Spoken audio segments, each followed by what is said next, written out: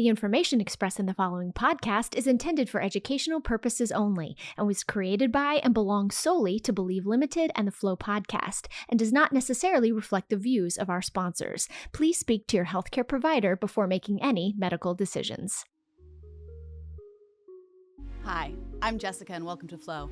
I'm here like every month with Sarah Watson, sex therapist, and this month we are flowing with filmmaker team Randi Matthews and Jenny Kwandham, and we can't wait to talk all about their documentary Deliver Us. But first, all of us want to know, how is your flow?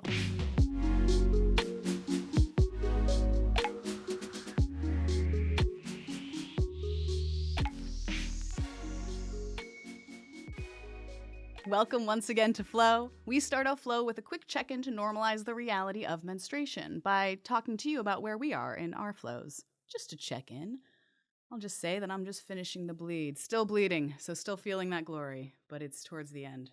Nice. Menstruation. Menstruation, yeah. Menstruation. Oh, guess what? I'm bleeding too. Love it. We are synced up. Yes. So it's a joyous time for all. How about Randi? Where are you in your cycle? I am definitely in like my mid-phase, lunar phase, I would say. Is that what it's called? I'm trying to use the luteal. I'm trying to use the terminology. Yeah. Perfect. My flow just wrapped up a few days ago. She was late due to stress. Oh, yeah, she does that. Yeah. She does that. She got real stressed and it's like, oh, why are you late? Oh, stress. That's it. Yeah, stress has a big impact on our regulatory systems, of which the menstrual cycle is one. It's a vital sign. It's also, of course, a system that is very much in play during reproduction and birth. And we are here today to talk about birth work and Black midwifery in America. So we're going to get into it. But first, we're going to take a quick break to hear from our sponsor. This ad is brought to you by Von Vendy, Von Willebrand Factor Recombinant. Hi, my name is Nicole. I didn't always feel empowered to speak up for myself or ask for the care and support I needed. Becoming part of a community and hearing other people's experiences helped to change my perspective. That's why my deciding factor is making my voice heard. To hear my story and access other helpful resources, drop by Von Vendy, that's VONVENDI.com/patient-stories. There's music. That's why I'm jazzing. Oh, we are back. And I was very lucky. I got to see a screening of Deliver Us not that long ago, and I held all my questions after the Q&A that Randi was at to today. But before we talk fully about the documentary, we'd love to land into where we all have experience with extreme menstruation or maybe medical gaslighting, two important factors that exist for menstruators. So I don't know if extreme menstruation or the extreme birth experience that maybe brought some people into your life that you now work with. Yeah, I mean, I can jump in. I would say I ended up having to have a C-section, an unplanned C-section, when I gave birth to my son.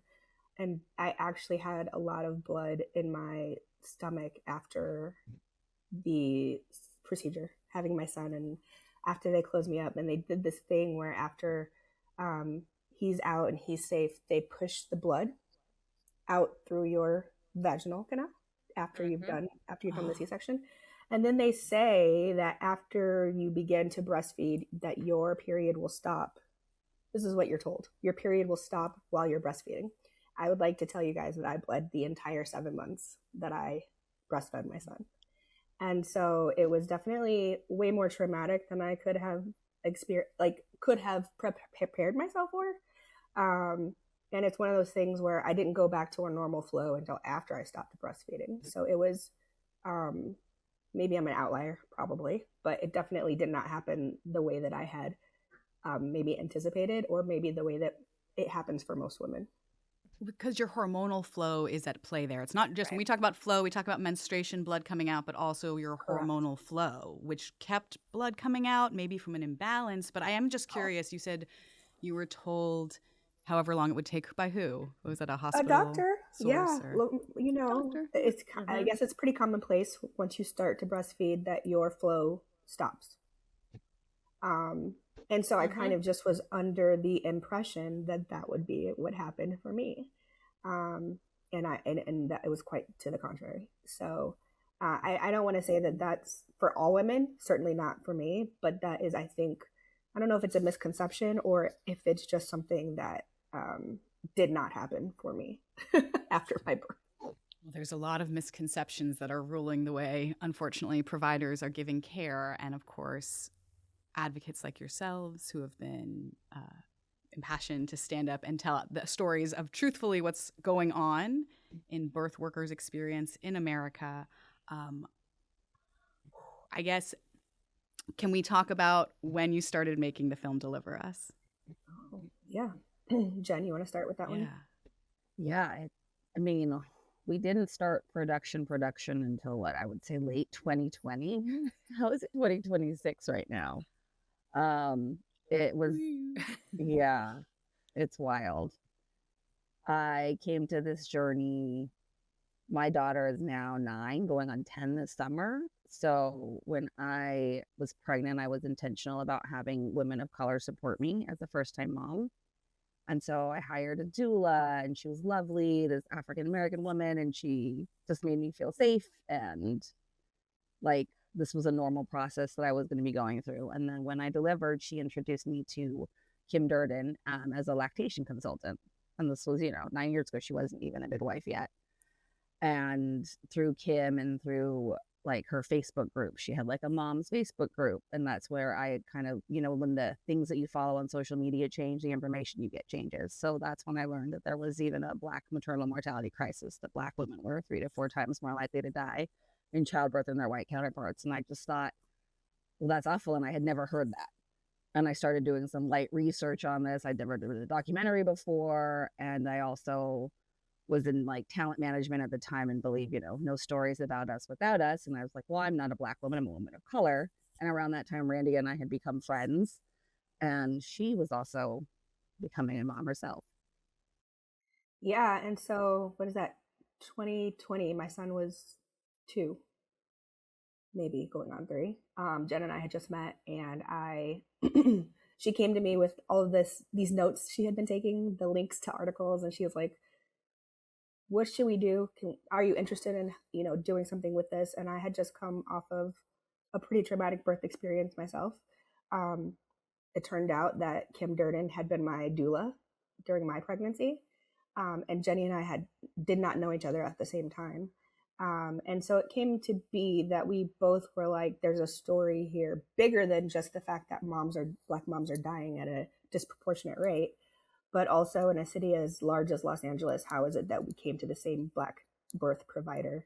And what does that mean for the journey ahead? And so we started with a really big hypothesis and then began to narrow it as we started to film. Yeah. And it was literally just at the same time. We were just, hey, you called Kim on speakerphone. You're like, hey, we're going to do a documentary. Do you want to be in it? And she was like, yeah. None of us really knew what that meant in 2020. And she, I want to say, got her midwifery license in 2020 or early 2021. Mm-hmm. And that kind of just shifted like the whole story for us. And then we dove into like Black midwifery, and I started like following this hashtag on Instagram, and I found the other 2 midwives that are also featured in the documentary in Chicago and Alabama, respectively. Yes, midwifery, Yes. which is incredible, mm-hmm. because, and I don't want to jump the gun, but this is a bit of what the documentary exposes to those who are unaware, just as you were exposed through your own journey of deciding to make the documentary. What would you say was your hypothesis mm-hmm. as you were working through this development? What did it become, or what did it start at? I'd say we started with the idea that the systemic issues that are causing Black mothers to die in the care of Western or medicalized systems is broken. And where we ended up with is that Black midwives have taken it upon themselves to make the change and be the change inside and outside the system. But we focus on out of the system. Birth centers, freestanding birth centers. And that was what the narrative became, that Black midwives are changing the system and saving lives. They are. Yes, because they are. And because birth happens without an institution declaring it happening any certain way. And so those who are doing this great work of midwifery to help support and navigate through that extensive journey. Wow. Okay. The relationship of midwifery with that institution is something that the film deals with. Certifications and what it means to be certified, to be allowed to practice versus what midwifery has been long before institutions existed, which is a practice of helping do birth work. I guess zeroing in then on certifications. What did you learn by being part of Kim's journey to become a midwife about her certification process? And or what did that help expose about what certification means for midwifery? With Kim, I mean, early on, we learned how challenging it is. Like, she's a mom of how many, Randy? Six. Oh. And Kim, know, let's just, we're gonna, I'm sorry. We need a clap for Kim. And she's a grandmother of a lot more. So she's. Yeah. So she's got her hands full. So as we had started this idea and this process, she was still in midwifery school and like having to do, I think, things remote and to, get hours, and like, it's a challenging system to even then get the number of hours. You have to have, a mentor. And I think certification wise, we began to learn that the rules were different state by state, right? Like, it may be easier to become a midwife in California, but it sure isn't as easy to become a midwife in Alabama. Right. Right. And there's different rules on where they can practice, how they can practice. We learned about all kinds of different certifications, home midwives, nurse midwives that practice in hospitals, it was mind-blowing that there are so many different layers of this. And this is a practice that's been around for hundreds and hundreds of years, if not thousands, right? Mm-hmm. Is it not the oldest profession?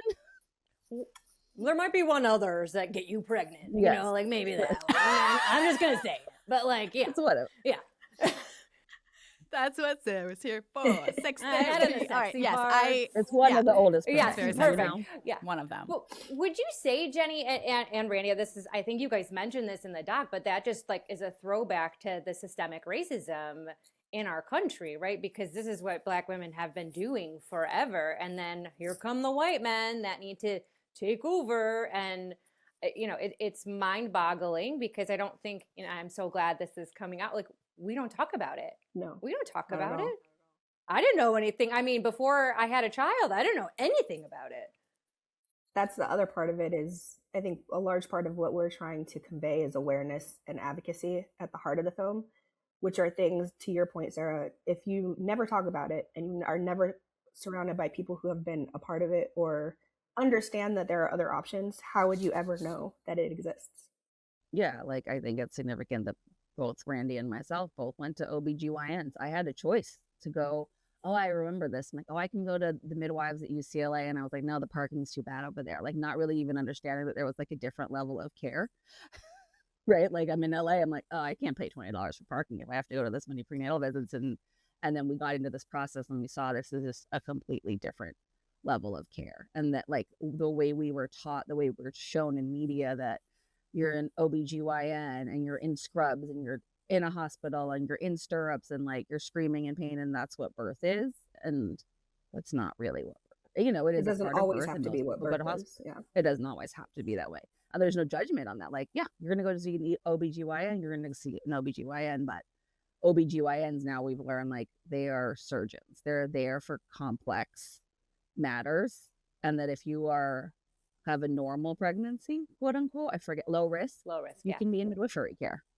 To talk back to your initial point, Sarah, which is that the eradication of grand midwives happened. I'm not going to get the year right, so I'm not going to say it, but very early in our history, where Black midwives were the only way to bring babies into the world. They were in the back countries, they were in the cities, they were everywhere. And then they were systematically eradicated. And then the system was systematized to promote education, to promote whiteness, to promote systems of growth and scale, which then ultimately basically says that the way that you've been doing this for hundreds and thousands of years prior is not the way that it works anymore. And in order to be able to do the work that you've been doing, ordained or called to do, you have to go through all these systems of education, pay all this money, and then come out the other side to be worthy and credentialed enough to do the work. It makes me rage. It is very infuriating. Well, it's how many systems are put up against Black women and people of color over and over and over again. And look where it fucking lands us. Always. Women dying. And I won't even get into what's happening politically. So that's a different episode. We do talk about that stuff, but not today. It's just enraging. Totally.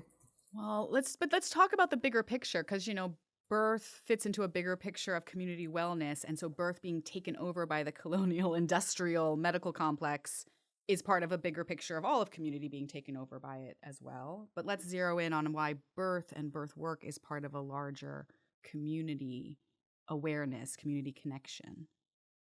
I don't know if that starts with what happens in the versions of midwifery training that existed prior to the institution. Well, I think if you talk to midwives, they use a term called centering, which means that it's the heart of the community, essentially, where it's food, shelter, basic needs. Birth is one of those things. And I actually think Janine in our film says birth justice is only one piece of the fight for community justice, essentially, which is what ultimately the goal would be, which is equality amongst birthing systems, the way that people get their meals, the way that people come to education. They are not one, they are all intertwined.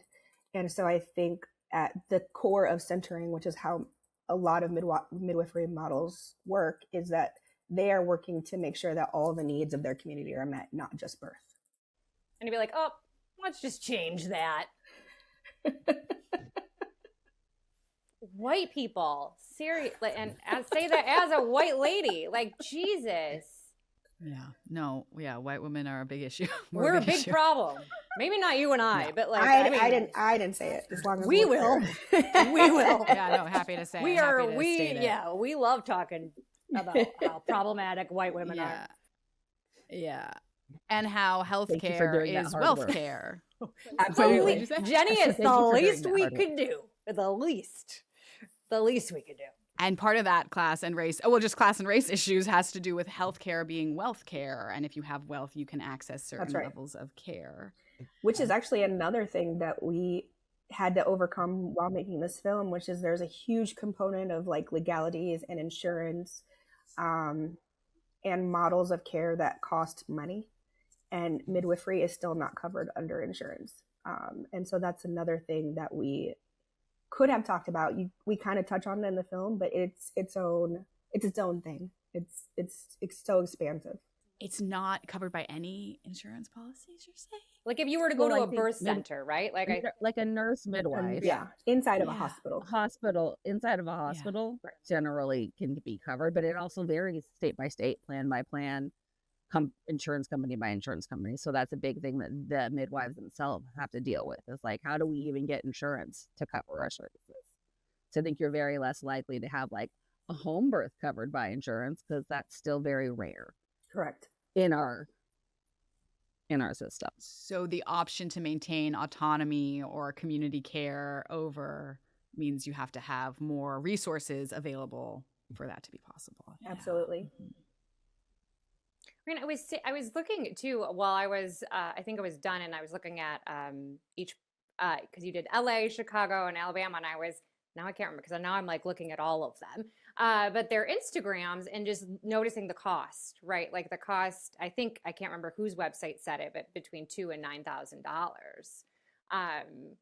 for care. And I'm assuming that's accurate, but then like that's a lot of money, right? Like that is a lot of money. And then how do you get to that place? So you want this care that's so essential, and it's how do you advocate for that, especially if your insurance doesn't pay for it? Like that's a chunk of change.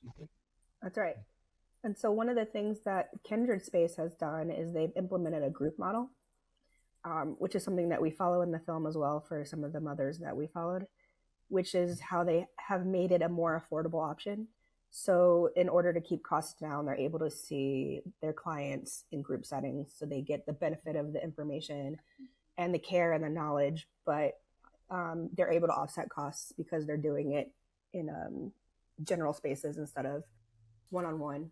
Yeah, they're creating the systems that benefit the communities. Speaking of these communities that you cover and the fact that this film is America, it's across different states. And as you've mentioned, that matters to see how it's different, to see that these are just some of the differences. Of course, every state probably has limitations and certification processes. We're recording this in February 2026, Black History Month. And I was wondering if we could catch up, right? Also known as history without the bullshit. That's right. Do we have any check-ins on where our different state centers are that are covered in the film, or anything you'd like to share on updates on the fights that before front lines they're on?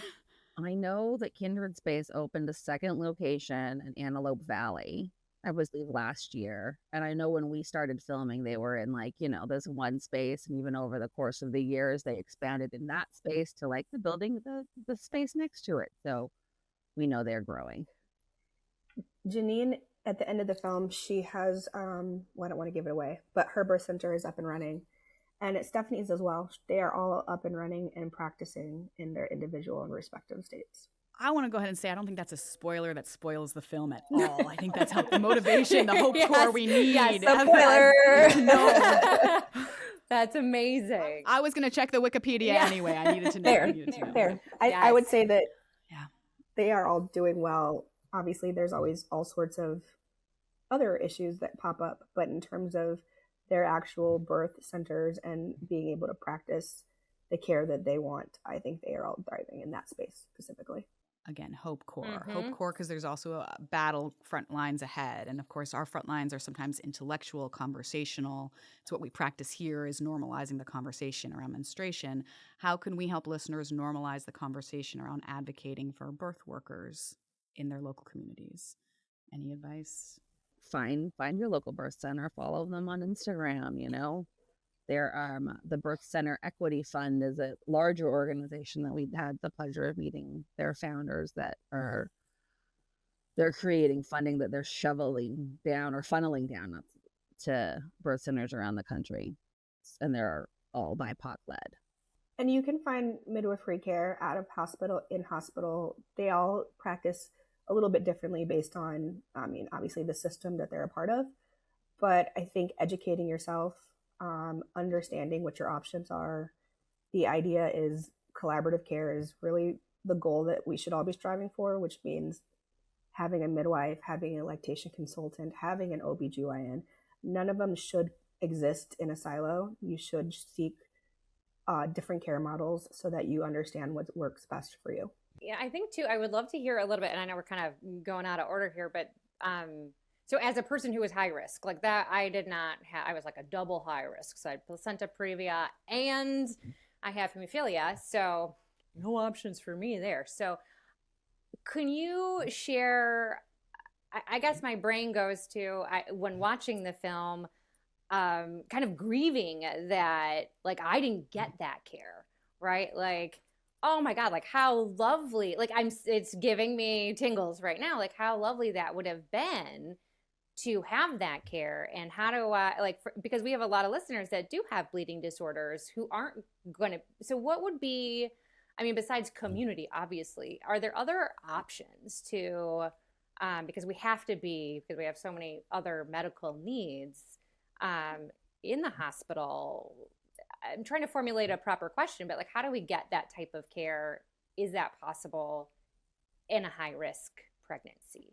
Listen, I believe there is. And again, we're not midwives or doctors, and Randi, you can correct me, but I feel like even in the course of filming with Kim and Allegra, because we spent the most time with them here in LA, that I believe they had cases where they would also see people that had OBGYNs, because you could still go to them for daily, check-in appointments and then work in,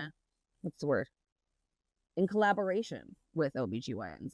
Anytime that there is a home birth, my understanding, not anytime, I'm not speaking full generalities, they have relationships with OBGYNs. They have relationships with hospitals because you need a backup plan. Right.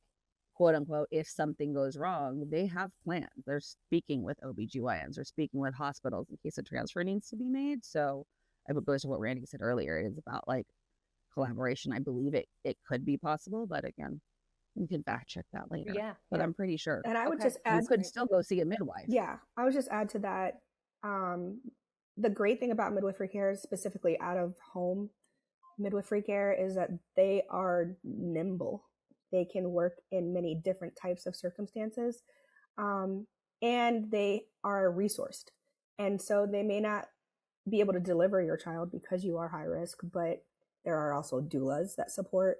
Doulas are typically more emotional support for the mother or birthing person. So they're not medically trained, but they carry a lot of wealth and knowledge for the mother, nutrition, diet, how to move, how to labor, things like that, which can also be equally important during a birthing person's experience, which if you don't have a midwife, that is a totally viable, another way to feel like you have an advocate in the room.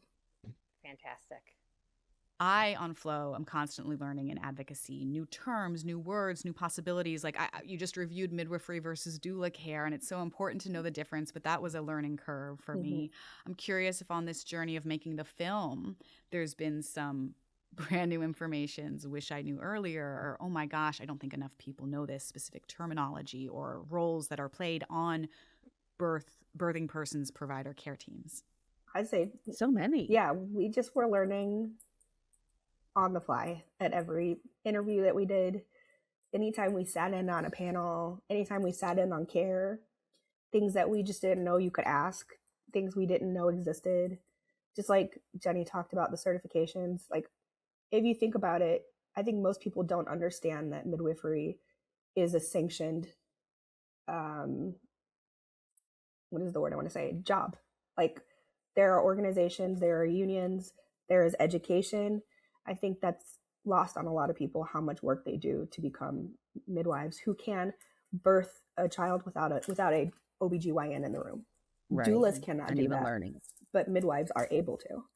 And so I think just there's a lot of nuance in the misconceptions of what midwifery care actually is that we have been privy to and try to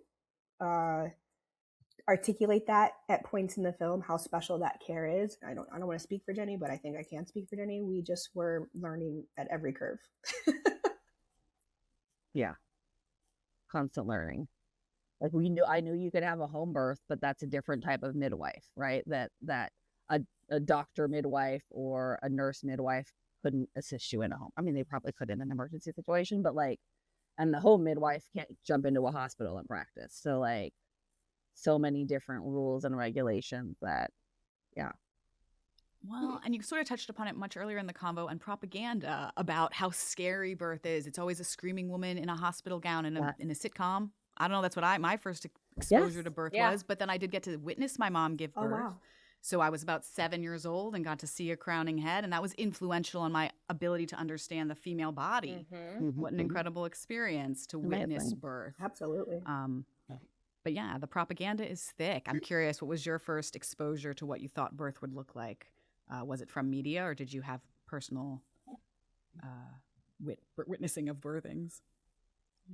No, for sure it was media. For sure it was, the hospital and the screaming and the agony and then the baby popping out and stirrups. And yeah, to be able to see women laboring and in the bed, on the floor, walking around, that's not what we're shown in the media. No. Same. The movement.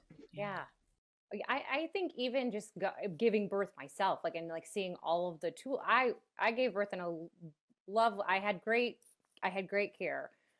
But being able to get in the tub and get out of the, no one chose the tub, and all of the tools, right? The bouncy ball, the peanut, we're going to walk around, we're going to do all of these things, right? Even just that very limited, right? Which is, no one's showing that. It's no. And so no, and be oh, there's so many ways to do this. And the idea, and I don't know, this, again, not a physician, but we're probably not supposed to give birth in stirrups on a table laying down like that, right? The physics of it. Doesn't make sense. So the birth in the tub where you see the baby's head pop, oh my gosh, I was or when she got out of the tub and then she gave birth. I was like, oh my God, that was so amazing to be like, hey, oh, you're on all fours. That's how that makes sense. There's Half of these resistance. a scene where Kim talks about being in your primal brain, and I feel like that completely kind of like harkens back to the birth scene. Yeah.